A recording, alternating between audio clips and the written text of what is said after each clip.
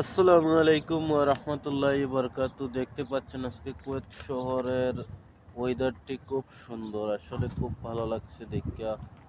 আপনারা দেখুন কত সুন্দর, এটা খুব সুন্দর। আমি আসছি মাদ্রাসায়, কিন্তু এত সুন্দর ওয়েদার প্লাস আকাশের সৌন্দর্যতা দেখতে পাচ্ছেন আপনারা, খুবই ভালো লাগছে দেখে আমারও।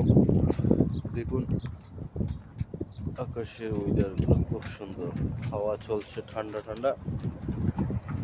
ওয়াও,